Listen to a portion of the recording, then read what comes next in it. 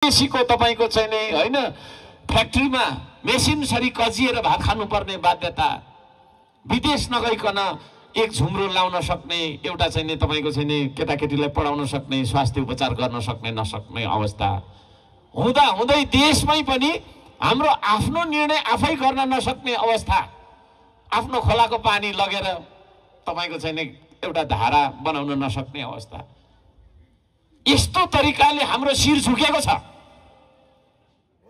है। सगरमाथालाई हेरेर सगरमाथाको देश भनेर गीत मात्रै गाएर के गर्ने हैन। यतिखेर नै जतिखेर म बोलिरहेको छु यति नै खेर पनि हाम्रो चेलीहरूलाई विदेशमा दुर्व्यवहार भइरहेको होला, हाम्रो माइतीहरूलाई दुर्व्यवहार भइरहेको होला है। 1 करोड जति नेपाली तपाईको विदेशीको तपाईको चाहिँ चाकरी गरेर हैन, उसले चाहिँ घरमा चाहिँ हैन भात खुवाउनु पर्ने बाध्यता, देश चलाइदिनु पर्ने बाध्यता, त्यो खालको चाहिँ विदेशमा हाम्रा श्रम बेचेर चाहिँ गुजारा गरिरहेका हाम्रा नेपाली दाजुभाइहरू यतिखेर पनि कोही रुइरहेको होला होइन होला। सम्झौँ, उहाँहरूलाई सम्झौँ है, ती नेपालीहरूलाई सम्झौँ। ऊ त मेरो दाजु पर्दैन, केही पर्दैन, मेरो आफन्त पर्दैन भन्ने होइन। त्यो सम्पूर्ण नेपाली दाजुभाइ तपाईँ हाम्रो आफन्त, तपाईँ हाम्रो घरको मान्छे हो।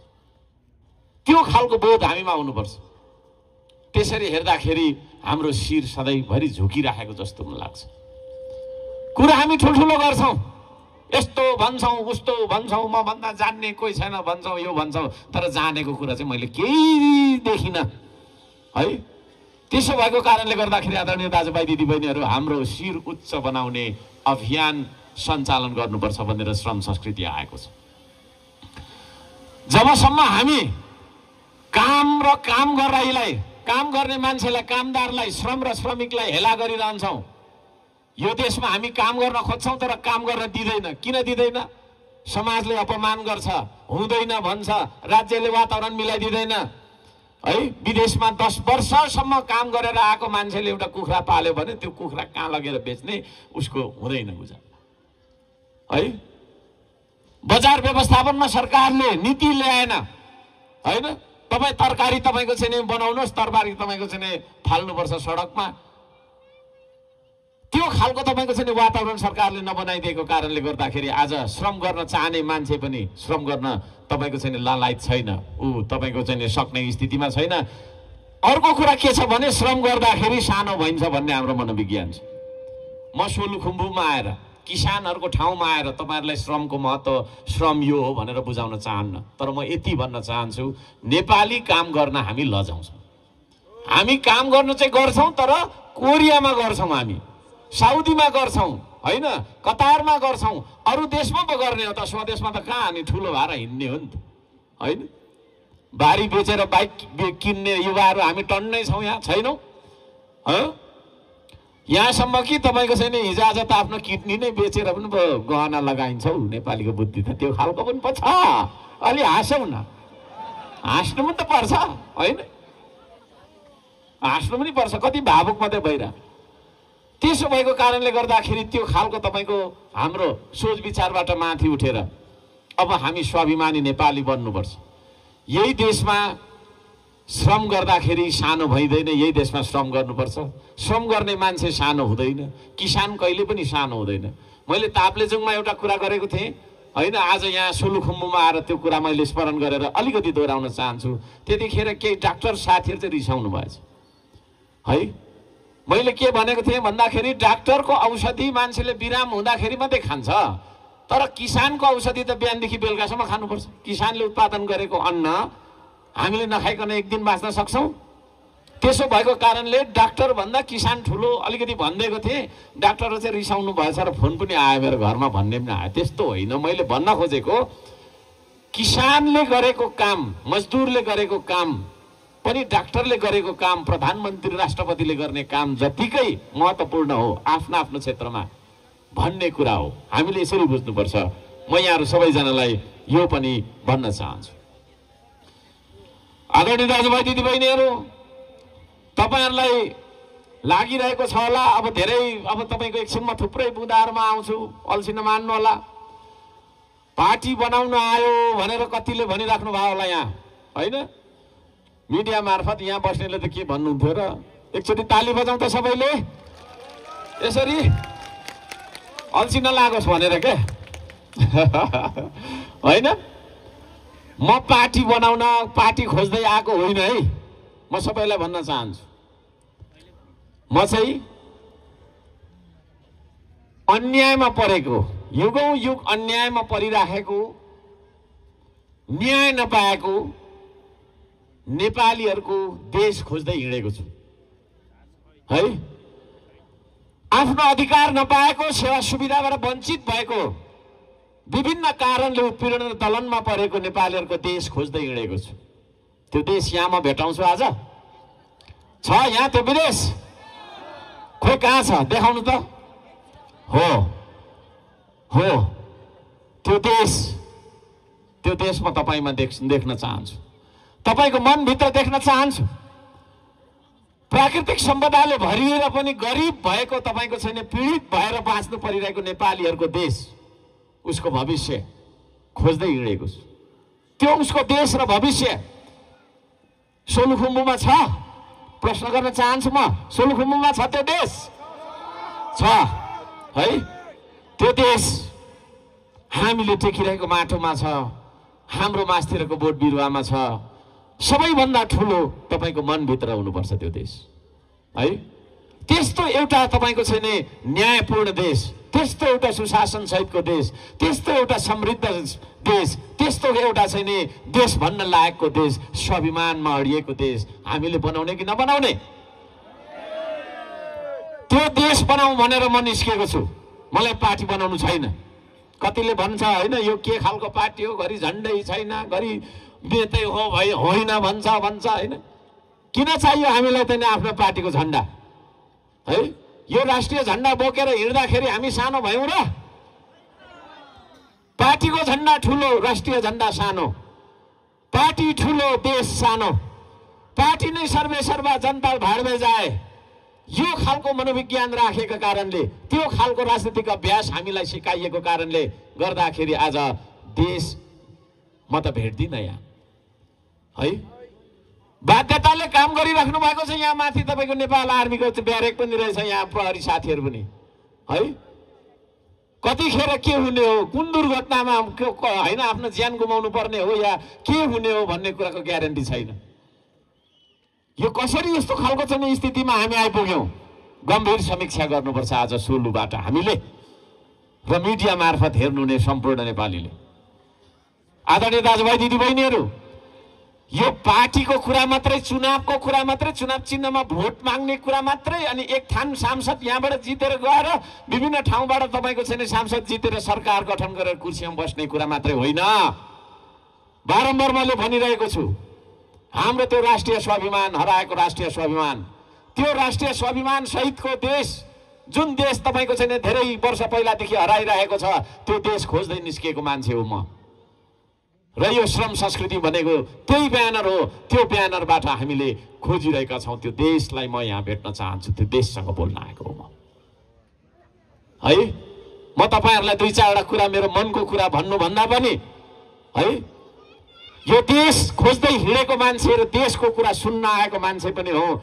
देशले एकचोटि जय माटो भनिदिनुहोस् त।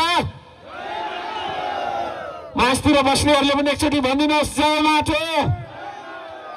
यो देशका लागि श्रम गर्ने हातहरू हेर्न चाहन्छु म। दुईवटा हातहरू देखाइदिनुहोस् तपाईसँग छ भने।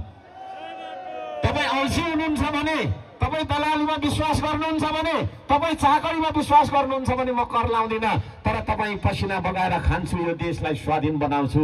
श्रममा आधारित भएर यो देश समृद्ध बन्नेछ, किनभने श्रमले मात्रै समृद्धि ल्याउन सक्छ भन्ने तथ्य हामीले नकार्न सक्दैनौँ। यदि तपाईँलाई त्यो मन्जुर छ भने तपाईहरु सबैजनालाई म भन्न चाहन्छु, दुईटा हात देखाइदिनुहोस्। सबैले देखाइदिनुहोस्, सबैले देखाइदिनुहोस्, सबैले दुई हात देखाइदिनुहोस्। हो त्यो दुईटा हात अब तपाईको पेटको लागि मात्रै होइन, तपाईको देशको लागि पनि चलोस्। चरा मुसा किरा फट्याङ्ग्रा कमिलाले पनि पेट पालेको छ, तर हामी तपाईको छैन चेतनशील प्राणी, हामी मान्छे, हामी गौरवशाली इतिहास बोकेको नेपाली, हाम्रो देश पाल्ने जिम्मा पनि हाम्रो हो। त्यसो भएको कारणले गर्दाखेरि हाम्रा विभिन्न खालका विकासका संरचनाहरूमा तपाईहरुले अरूको आशा हेरिराख्नुपर्छ, सरकारको आशा हेरिराख्नुपर्छ भन्ने चेतना त्यो चेतना होइन, त्यो कुचेतना हो। म सलाम गर्न चाहन्छु सोलुखुम्बुका ती श्रमदाताहरूले जसले तपाईहरुले एउटा ढुङ्गाको बाटो बनाइराख्नु भएको छ। म सामाजिक सञ्जालमा थुप्रै कुराहरू हेरिरहने मान्छे र प्रतिक्रियाहरू दिइराख्ने, आफ्नो अभिव्यक्ति र मन्तव्यहरू दिइराख्ने मान्छे हुँ। ती मान्छेहरूका लागि, ती श्रमदाताहरूका लागि जसले चाहिँ त्यो ढुङ्गाको कति मिटरको माटो बनाइराख्नु भएको छ, हामी सबै मिलेर एकचोटि ताली बजाइदिउँ त, ताली बजाइदिउँ त। हो, त्यो चेतनाले मात्रै देश बन्ने हो। धेरै ठाउँमा बाटाहरू अवरुद्ध भएका बाटाहरू खुल्दै गरेका देख्छु म। धरानबाट मैले चाहिँ अनेक परीको अपमान सहँदै ढुङ्गे, पाखे, पागल, बौलाहा, केही नजान्ने, गोरु, गधा भन्ने यी सारा नामहरू मलाई दिए। ती सम्पूर्ण अपमानजन्य नामहरूलाई स्वीकारेर मेरो निरन्तर अभ्यासले गर्दाखेरि श्रमदान अभियान चलेकै वर्ष श्रमदान अभियान चलेर आज हामीले देशभर श्रमदाताहरूले श्रमदान गरिरहेको देख्दाखेरि म गलत थिइनँ कहिले पनि, म असफल थिइनँ कहिले पनि भन्ने लाग्छ। त्यो सम्झिँदाखेरि भावुक पनि बन्छु म, है। म अब एक्लो छैन, यो देशको भारी बोक्ने गधा भनेर मलाई चाहिँ तपाईँको सामने भन्थ्यो, यो देशको भारी बोक्ने गधा नै हो म। गोरु भन्थ्यो मलाई, हो, यो देशको बाँझो चिर्ने गोरु नै हो।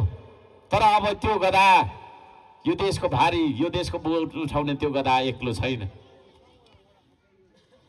गफ गर्नेहरूले बिगारेको देशलाई, बाठा टाठाले बिगारेको देशलाई तपाईँ हामी जस्ता सोझा साझा र लाटा, म त आफूलाई लाटा सम्झन्छु। किन लाटा सम्झन्छु भने मैले अरूलाई ढाँट्न सकिनँ। यो समाजमा के रहेछ भने अरूलाई ढाँट्ने चाहिँ बाठा अरे, चलाख अरे, है। कसैले कसैलाई यसो ढाँटेर चाहिँ मुर्गा बनाएर अलिकति पेट पाल्नु सक्यो, 1-2 लाख पैसा कमाउनु चाहिँ चलाख अरे। तर दिनभरि आफ्नो पसिना बगाएर बेलुका 2 छाक खाने एउटा चाहिँ सोझा मान्छे, त्यो खालको तपाईँको परिश्रमी नेपालीलाई चाहिँ लाटा अरे। हो, म लाटा नै हो, है। तपाईँहरू पनि मै जस्तो लाटा बन्ने हो। अब को लाटा बन्ने हो, हात उठाइदिनुहोस्। हो, त्यो लाटाको कमी छैन। यतातिरको मान्छे चाहिँ लाटा नबन्ने, म जस्तो हात उठाइदिनुहोस्, नलजाउनुहोस्, है। मलाई थाहा छ गाउँको मान्छे लजाउँछ, म पनि गाउँमै जन्मे हुर्केको खोटाङको केटो हो। तर अब लजाएर हुँदैन। हामी तपाईँ लजाइराख्दाखेरि चोर चण्डालहरूले देश बेचिसक्यो। हामीले हाम्रो परिचय दिनु आउँदैन। परिचय दियो भने कि त हामी नाम भन्दैनौँ, कि त ठेगाना भन्दैनौँ, बिर्सिहाल्छौँ, होइन। त्यस्ता सोझा नेपालीहरूको देश यो देश हो कि होइन?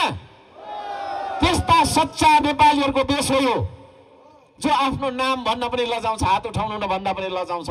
त्यस्तो सोझो मान्छेहरूको, त्यस्तो लाटा मान्छेहरूको देश हो यो। अब म तपाईहरुलाई चाहिँ नि भन्न चाहन्छु, हार्दिक आह्वान गर्न चाहन्छु, अनुरोध गर्न चाहन्छु, आग्रह गर्न चाहन्छु।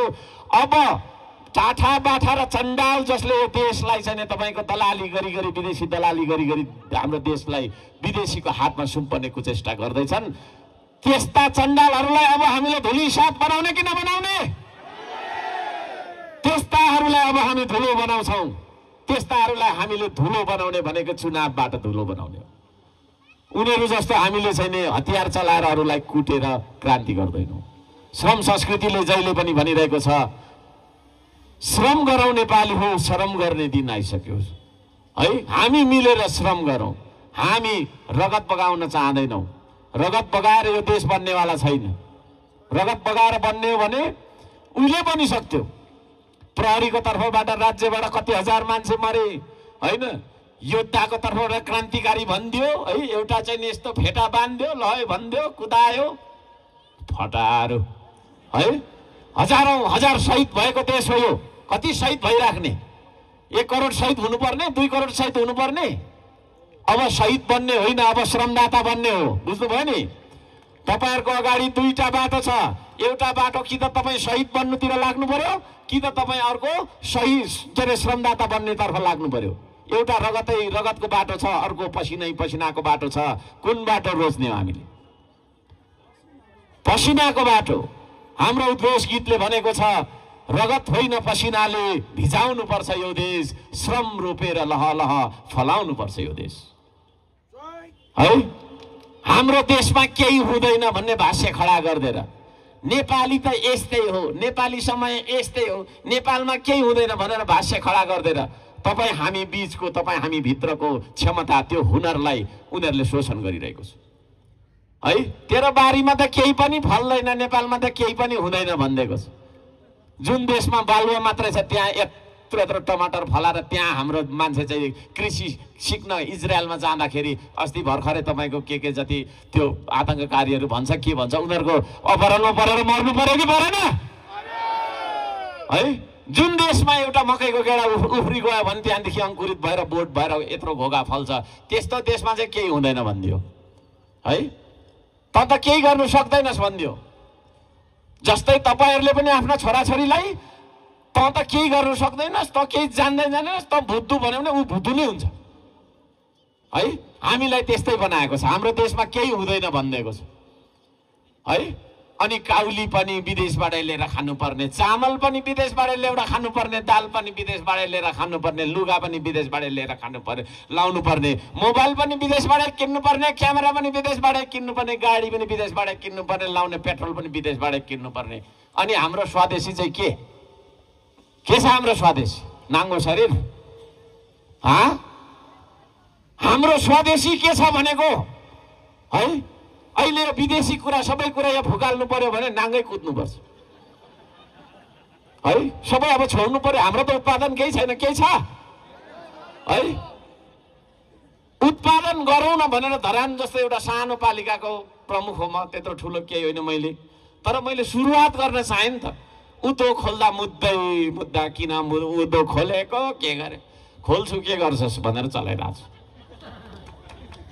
है।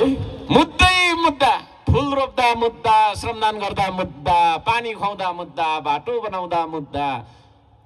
यो देश चाहिँ कस्तो बनाउनु खोजेको रहेछ त यिनीहरूले भन्दाखेरि होइन। यो देशमा केही नहोस्, सबै मान्छे गरिब हुन्। किन गरिब हुन् त भन्दाखेरि गरिब भयो भने चाहिँ उसलाई हामीले कजाइराख्न सक्छौँ, भोटर बनाइराख्न सक्छौँ, कार्यकर्ता बनाएर हिँडाउन चाहन्छौँ। तपाईँहरू कोही पनि मेरो कार्यकर्ता होइन, बुझ्नुभयो नि। तपाईँहरू कोही पनि मेरो कार्यकर्ता होइन, तपाईँ यो देशको श्रमदाता हो।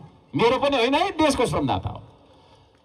हाम्रो पार्टीमा मात्रै कार्यकर्ता छैन, कोही पनि कार्यकर्ता होइन। यहाँ नेता पनि हुँदैन, कार्यकर्ता पनि हुँदैन, श्रमदाता मात्रै हुन्छ। म पनि श्रमदातै हो। मैले लाउने टी सर्ट र तपाईँले लाउने टी सर्टमा केही फरक छ? छैन। ढुङ्गै बोक्ने हो, कामै गर्ने हो। त्यसो भएको कारणले गर्दाखेरि देशलाई गरिब बनाइराख्ने, उद्योग धन्दाहरू सबै बेची खाने, उद्योग खोल्यो भने पक्राउ पर्नुपर्ने, मुद्दा तपाईँको खेप्नुपर्ने। अनि यो देशका खनिज र नदी नाला विभिन्न खालका चाहिँ प्राकृतिक सम्पदा र स्रोतहरू चाहिँ सबै यो सन्धि त्यो सन्धि, फल्नालाई बुझाइयो फल्नालाई बुझाइयो भन्दा सबै बुझाउनु पर्यो। छक्क पर्छु।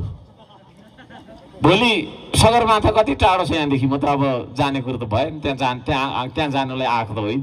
कति टाढो छ यहाँदेखि? त्यो सगरमाथा पनि कुन दिन आफै बुझ्नु होइन। अनि यस्तो गरी तपाईँको छ नि हामीलाई गरिब बनाएर स्वर्ग जस्तो देशमा होइन भात खानु पनि नपाउने, एक प्लेट चाउमिन दिन्छु तँलाई जागाएर त्यहाँ दुईजना झगडा गर भने पनि केटाहरू गइहाल्छ है। भरे बेलुका अलिकति तैँले शीतनसँग बियर पनि पाउँछस् केटा, अनि 5-10 हजार पैसा पनि लगाइदिन्छु, जा त्यसलाई कोट। पुलिसले पक्र्यो भने म पक्रिनु दिन्न, हाम्रो मन्त्रीमाथि छ भनेपछि सक्यो। अलि हाँसौ न बेजतीहरू है। युवा शक्ति भनेको त सबभन्दा ठुलो शक्ति हो। अहिले हामीले यहाँ बाटो बनाउने हो भने एउटा युवाले, मभन्दा भर्खरको भाइले मभन्दा ठुलो ढुङ्गा उचाल्छ है। तर त्यो भाइलाई चाहिँ मैले ढुङ्गा उचालेर भत्किँदै गरेको बाटो, भत्किराखेको देशको पर्खाल लगाउनुतिर होइन, ढुङ्गा उचालेर हान साथीलाई, ऊ नेता अरे नि होइन। युवा त्यता जानु हुँदैन। म सबैलाई भन्न चाहन्छु, यहाँ थुप्रै युवाहरू हुनुहुन्छ, मलाई थाहा छ। म मिडिया मार्फत भन्न चाहन्छु जेनजीलाई है। जेनजी भन्ने बित्तिकै अहिले चाहिँ तपाईँको छैन होइन, यो विभिन्न भइराखेको छ त्यहाँ। तर असली जेनजी त्यो जेनजी हो जसले कुरा बुझ्छ, कुरा नबुझ्ने जेन्जी होइन त्यो है। यहाँ कसैले तपाईँलाई ढुङ्गा हान्नु त्यो घरमा चाहिँ तोडफोड गर भन्दाखेरि तपाईँ खुर्र गरेर गर्नुभयो भने तपाईँ जेन्जी होइन है। र तपाईँलाई त्यसो भन्ने मान्छे फेरि नेतै होइन, त्यो गुन्डा हो। ऊ एक्लैले सक्दैन नि तपाईँलाई हराएको क्या। कुरा बुझ्नुभयो नि। नेताले कहिले पनि तपाईँको हातमा हतियार दिँदैन आदरणीय दाजुभाइ दिदीबहिनीहरू, आदरणीय जेन्जीहरू। नेताले तपाईँको हातमा औजार दिन्छ, औजार। अनि त्यो औजार चलाएर तपाईँलाई लसुन रोपेर फलाएर खान सिकाउँछ, धान फलाएर खान सिकाउँछ। उसले तपाईँलाई चाहिँ नि सिप सिकाउँछ, उसले तपाईँलाई कला सिकाउँछ, उसले तपाईँको जीवनमा करियर कसरी डेभलप गर्ने भन्ने कुरा सिकाउँछ। र त्यो कुरा, त्यो संस्कार र संस्कृति तपाईँले श्रम संस्कृतिमा देख्न सक्नुहुन्छ। हर्क साम्पाङ त्यही व्यक्ति हो होइन। मैले पनि चाहेँ भने थुप्रो झगडा गराउन सक्थेँ है, सक्दिनँ होला त। लाखौँ लाख हजारौँ हजार तपाईँको युवा समर्थक भएको मान्छे। त्यो जेन्जीको आन्दोलन भएर म जाँदाखेरि त्यसो भन्दै हुनुहुन्थ्यो, सरकारको प्रमुख तपाईँलाई हामी सडक बाटो बनाउँछौँ, जे पर्छ हामी जान्छौँ भन्दा मैले मानिनँ। प्लिज मेरो कारणले गर्दा तपाईँहरूको एक थोपा पनि रगत बग्नु हुँदैन। म रगतमा टेकेर सत्ताको कुर्सीमा पुग्न आएको मान्छे होइन। म त तपाईँको पसिना होइन माटोमा भिजाएर त्योबाट चाहिँ नि होइन बिरुवा अङ्कुरित गरेर फल फलाउनको लागि आएको मान्छे हुँ भनेर मैले सम्झाएँ। त्यो खालको मान्छेलाई हेर्नुपर्छ। सबैजनालाई म त्यो भन्न चाहन्छु। तर यहाँ अधिकांश नेताहरू, अधिकांश पार्टीका मान्छेहरू के छन्, भ्रष्टाचार गर्ने। भ्रष्टाचार गरेको पैसा चाहिँ बाँड्न पनि सजिलो हुन्छ के हो कि भन्नु न। माथि विदेशी प्रभुले यस्तो गरेर धोक्रोमा थाप्दियो, धोक्रोमा अलिकति आएको, अब उसले अब धेरै त उसैले राख्छ होइन। आधी राख्छ, आधी दिन्छ, आधी हुँदै हुँदै आउँछ नि युवा बेसो आउँछ नि युवा पनि भारत युवा शक्तिलाई गुन्डा बनायो, राजनीतिक गुन्डा बनायो यहाँको छैन तपाईँको छैन पुराना साथीहरूले। त्यो गलत छ। त्यसो भएको कारणले गर्दाखेरि म भन्न चाहन्छु सबैजनालाई आज यो सोलुसल्लेरीबाट भन्न चाहन्छु, अब त्यसतर्फ होइन यसतर्फ आँखा चिम्लेर सोच्नुहोस्। हामीले भनेको कुरा जबरजस्ती छैन है, तर सुन्नुहोस्, बुझ्नुहोस् र बुझेअनुसार गर्नुहोस्।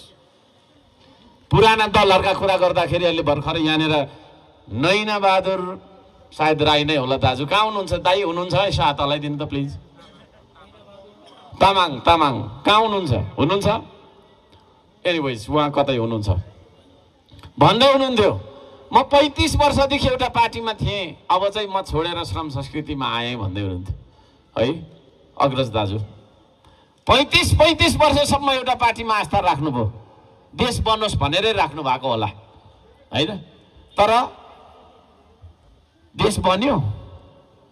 देश बन्नु त परको कुरा, सिंहदरबार जलेर गयो। अलि हाँस्यौँ न अलिक हाँस्नुपर्छ क्या, खिसी गरिदिनु पर्छ नि त होइन। थटार है, सिंहदरबार त जोगाउनु सकेन, भोलि तपाईँको घर जोगाउँछ त्यसले? जोगाउँछ? यस्तो छ। सर्वोच्च अदालत हेरेको त चलिराखेको रहेछ। थटार है। अब त्यो सिंहदरबारमा सोलुको मान्छेको एउटा किसानको पहुँच भए पो है। न्यायालय पनि त्यस्तै, तपाईँको न्याय कहिले मिले पो। त्यसो भएको कारणले गर्दाखेरि जुन खालको सिस्टम दलका तपाईँको छैन पुराना दलहरूले बनाए त्यसले गर्दा त्यस्तो। न्यायाधीशसम्म पनि पार्टीको सिफारिस गइसकेपछि उसले त आफ्नो पार्टीको मात्र हेर्ने भयो। अनि न्यायाधीश जस्तो मान्छे नै पार्टीको सिफारिसबाट पार्टीको कार्यकर्ता भइसकेको देशमा न्याय छ? त्यो न्याय नभएको देश खोज्दै आएको छु म यहाँ है। त्यो देश मैले तपाईँको मनभित्र भेट्नुपर्छ, तपाईँको वचनमा भेट्नुपर्छ है। न्याय नभएको देश है, न्याय नभएको देश, सेवा सुविधा नभएको देश, अवसर नभएको देश के देश हो यो? के देश हो? म त छक्क पर्छु। यो यस्तो देश कसरी बन्यो भन्दाखेरि पुराना दलहरूले गल्ती गरे कि गरेन? तपाईँहरूलाई के लाग्छ, गर्यो कि गरेन? अब नयाँ दलहरूको कुरा गरौँ। पुराना दलका म धेरै कुरा गर्न चाहन्न होइन, जसले क्विन्टलका क्विन्टल सुन हेराफेरी गर्नेदेखि